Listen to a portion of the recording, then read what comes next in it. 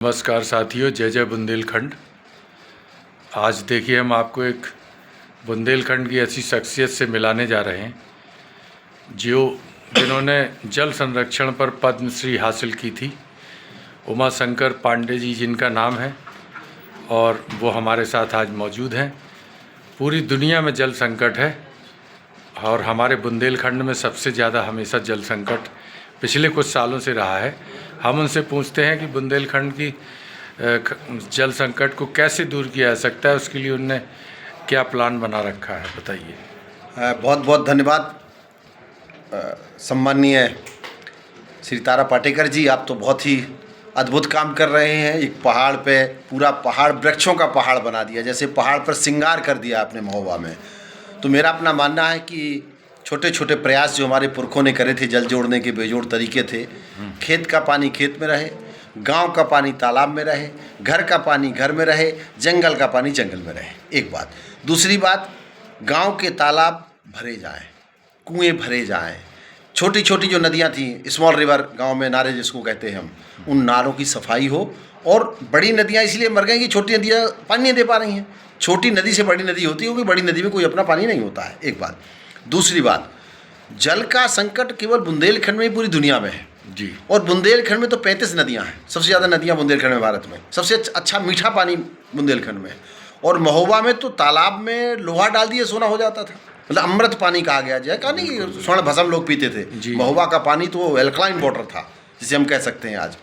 तो मैं मानता हूँ कि जल का जो रिश्ता है वो व्यक्ति के साथ में, जीवन जब प्रारब्ध होता है उसके पहले जब वो माँ के गर्भगृह में होता है तो पानी में रहता है। अच्छा, ये बताइए कि आपने भी हाल में एक योजना चालू करी थी कि सरोवर हमारी धरोहर। जी।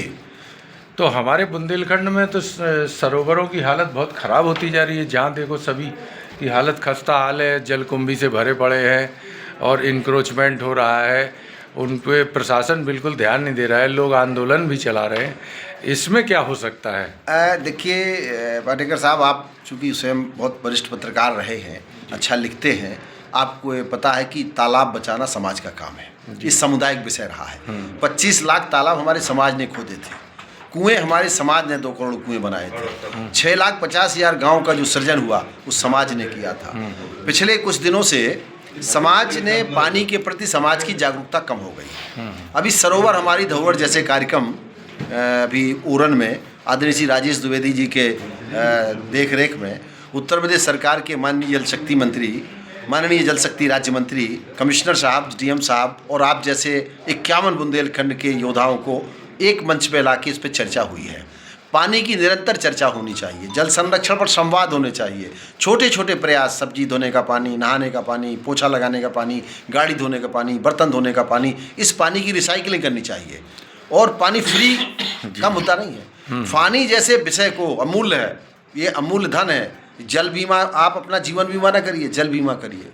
माननीय प्रधानमंत्री जी के जल क्रांति को जन क्रांति बनाया जाए, जल आंदोलन जन आंदोलन बने। ये सरकार क्या सुनेगी? सरकार थोड़ी तालाब बनाई है। सरकार का एक अपना एक चरित्र होता है, उसकी अपनी एक रूपरेखा होती है। लेकिन समाज जो होती है वो सदियों से, हजारों वर्षों से, लाखों वर्षों पुराना पानी हमारे ज़मीन के अंदर हम पीते हैं। कृतुआ तालाब की बात करें, महोबा तो आपका तालाबों के लिए जाना जाता है, कश्मीर कहा जाता है चरखारी को। अच्छा, बीच में सर एक अमृत सरोवर योजना आई थी सरकार की जी, उसके तहत भी बहुत से तालाबों को संवारने की योजना थी जी, पर उसका कोई खास इम्पैक्ट दिखा नहीं। नहीं, ये मैं आपसे कहूँगा, मैं ना सरकार का पक्षकार हूँ ना सरकार की बात कर रहा हूँ, लेकिन 2 बातें जरूर कहूँगा।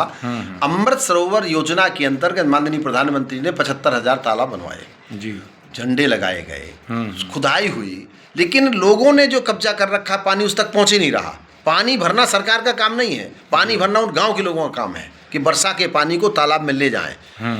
हो सकता है कि आप जो कह रहे हो थोड़ी विसंगति रही हो। अच्छा, परंपरागत जल स्रोत जितने भी है हमारे जी, उसके लिए जैसे कुओं के बारे में भी है, ये सब जमीन का वाटर लेवल अच्छा करते थे जी। आज हम तो देख रहे हैं पूरे डार्क जोन बढ़ते चले जा रहे हैं लगातार।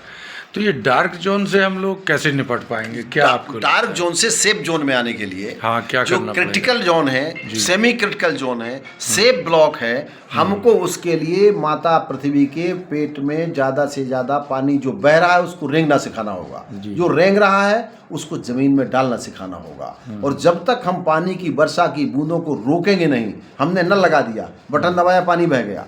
हमारे पुरखों की क्या तकनीक थी, तालाब में नहाते थे, एक गांव में 2000 आदमी नहाता था, जानवर भी नहाते थे, तालाब का पानी उतना ही बना रहता था। आज आप 2000 आदमी सड़क पे नहवा दीजिए, 10 किलोमीटर बह जाएगा। और गांव में 100 ग्राम पानी में लगता था नहाने में, तालाब में डूब के बाहर आ गए, 100 ग्राम पानी में नहा लेते थे। आज हमको 100 किलो पानी लगता है नहाने में समरसेबुल में। हमको अपनी आवश्यकताएं कम करनी होंगी, यंत्र पर नहीं श्रम पर आधारित रहना पड़ेगा। और हम पूरा हमें विश्वास है बुंदेलखंड का जो पानीदार है, वो आप जैसे योद्धा जब तक बांदा बुंदेलखंड में है तब तक पानी की कमी नहीं होगी। नहीं, बहुत अच्छा है, आपको बहुत बहुत धन्यवाद। आपको पद्मश्री सर कब मिली थी? मुझे पद्म सम्मान भारत सरकार ने 2023 में दिया था, 22 की पद्मश्री सेवा के क्षेत्र मुझे पद्मश्री सम्मान से सरकार ने अलंकृत किया है। मैं सरकार का धन्यवाद देता हूँ। अच्छा, आपका कौन सा कार्य था जिसकी वजह से उस समय आपको पद्मश्री? मुझे जो भारत सरकार ने पद्म सम्मान दिया वो खेत पर मेड़ और मेड़ पर पेड़, जो पुरखों की सबसे पुरानी जल जोड़ने की विधि थी, उस विधि को माननीय प्रधानमंत्री जी ने बांदा के कामों को 100 मन की बात में 4 बार बांदा के काम का अलग अलग तरीके से उल्लेख भी किया। और अटल भूजल योजना एक सामाजिक योजना थी, वो भी बनी। इसके बाद पूरे देश के प्रधानों को उन्होंने मेड़बंदी सहित परंपरागत तरीके से पत्र लिखा। और माननीय प्रधानमंत्री जी, माननीय मुख्यमंत्री जी, माननीय राष्ट्रपति जी, सभी के प्रति आभार कि उन्होंने बुंदेलखंड की छोटे से गांव में पैदा हुआ हूँ मैं, हमें तो पता ही नहीं था पद्मश्री क्या होती है। पर उन्होंने मेरा सम्मान बढ़ाया, मान बढ़ाया। और मैं कोशिश करूंगा कि जो कुछ उन्होंने मुझसे आशा की है जल संरक्षण में, उसमें खरा उतरूं, ऐसी प्रभु से प्रार्थना है। क्या आपको लगता है कि बुंदेलखंड राज्य बने बगैर बुंदेलखंड के परंपरागत स्रोत, जल स्रोत बचाने में हम लोगों को ज़्यादा कठिनाई होगी या बच पाएंगे? देखिए, ये बिल्कुल सही है कि जो अंग्रेजों का ज्ञान था, ये किताबी ज्ञान है, एसी में बैठने वालों का ज्ञान है, उनको ना तो तालाब के ज्ञान की जानकारी है, ना वो मिट्टी के बारे में जानते हैं कि काली मिट्टी कौन है, दोमट मिट्टी कौन है, पीली मिट्टी कौन है, चिकनी मिट्टी कौन है। स्थानीय जल संरक्षण की संरचनाएं क्या हो, स्थानीय आदमी जानता है। हमारे यहाँ चरखारी का बहुत अच्छा उदाहरण है, बहुत अच्छा वहाँ बिल्कुल। तो आपका जैसे हम कहते हैं कि चेरापूंजी का अलग जल प्रबंधन है, उत्तरांचल का अलग जल प्रबंधन है, राजस्थान का अलग जल प्रबंधन है, बुंदेलखंड का जल प्रबंधन अलग है। और बुंदेली व्यक्ति ही बुंदेलखंड का जल प्रबंधन कर पाएगा। बुंदेलखंड की जहाँ तक राज्य की सवाल है, बुंदेलखंड को तो बन जाना चाहिए 50 साल पहले जी, क्योंकि छोटा राज्य बनने से विकास होता है। हम जितनी बड़ी संख्या में होते हैं उतनी विकास की संभावनाएं कम हो जाती हैं। लेकिन हम आशान्वित हैं, माननीय अटल बिहारी वाजपेयी, भारत रत्न वाजपेयी जी ने ही कहा था कि तीसरा विद्युत पानी के लिए होगा।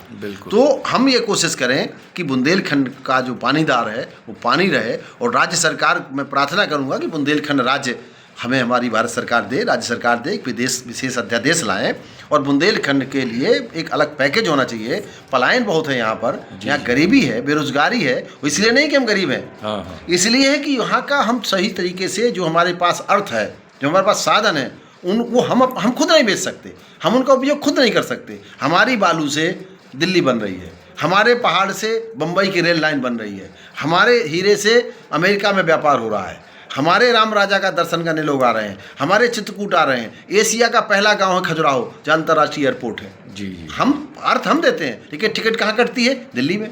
जहाज उतरता है हमारे यहाँ, कार्बन हमारे यहाँ खराब होता है, लेकिन पैसा जा रहा है अमेरिका में। इसलिए हमको इन चीज़ों से ध्यान रखना होगा, समझना होगा। और मैं एक बार फिर आपके माध्यम से कहूँगा, आप चूँकि बुंदेलखंड राज्य के लिए समर्पित हैं और हर व्यक्ति को अपने क्षेत्र पर, जन्मभूमि पर गर्व होना चाहिए और मांगना भी चाहिए। ऐसा नहीं है कि आप ना मांगे, जब तक मांगेंगे नहीं तो माँ भी बच्चे को दूध जब पिलाती, जब माँ से बच्चा रोता है, तो हम भी प्रधानमंत्री जी, मुख्यमंत्री जी से प्रार्थना करते हैं, शांति अहिंसात्मक तरीके से प्रार्थना करते हैं कि हमें हमारा राज्य दे दें, हम और अच्छी देश के लिए सेवा करेंगे। चलिए सर, बहुत बहुत धन्यवाद। बहुत बहुत धन्यवाद, बहुत बहुत धन्यवाद।